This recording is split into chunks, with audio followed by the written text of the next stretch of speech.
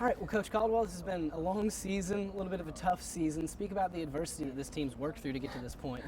Well, obviously, we are a team that is limited in our numbers. We've hit adversity, but this team has been resilient.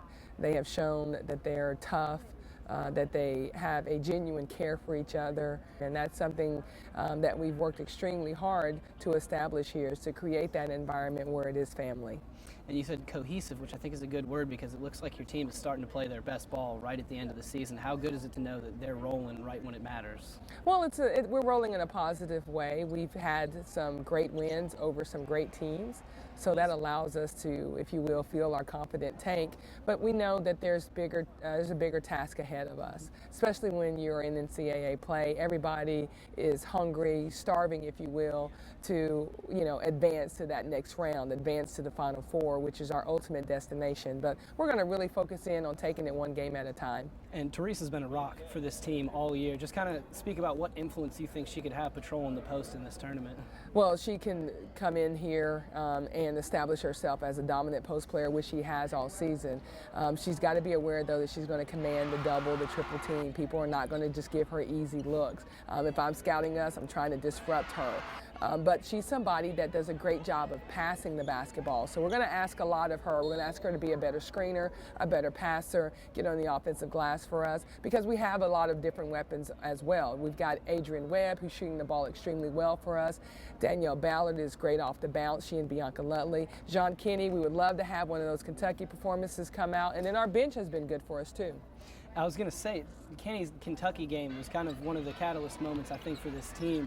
Is there any way you could tap into that? Well, we hope so. We hope that she looks at this game as an opportunity for her to shine, because she has played the role of the facilitator, get everybody else involved. But we're challenging her every day. Jean, you have to shoot that shot.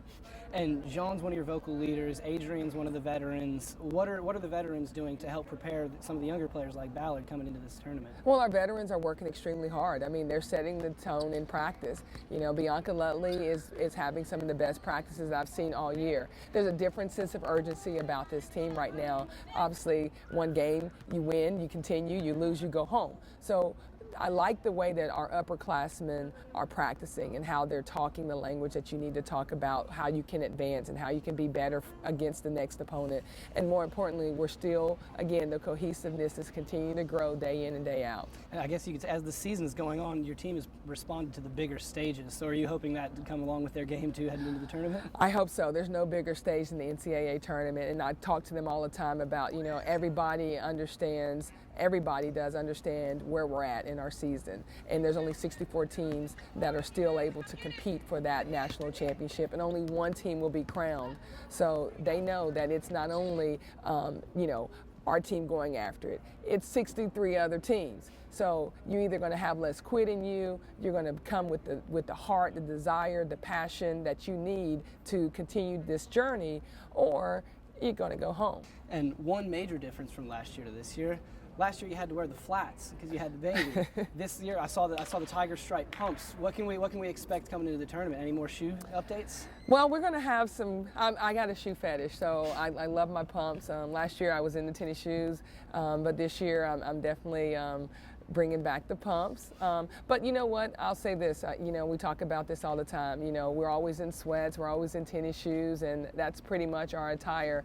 And I want our kids to understand, when you leave, you also got to be a lady. And so, ladies, we wear our pumps, we, do our hair, makeup, and what have you. But it's part of who I am. I grew up around fashion. My mom was a model, so she's always embedded that in us. And it's just something that I've always carried with me as a coach. All right, well, we'll be watching for the shoes. We'll be watching the team in the tournament. Thanks for spending some time, and good luck at the tournament. Thank you. All right.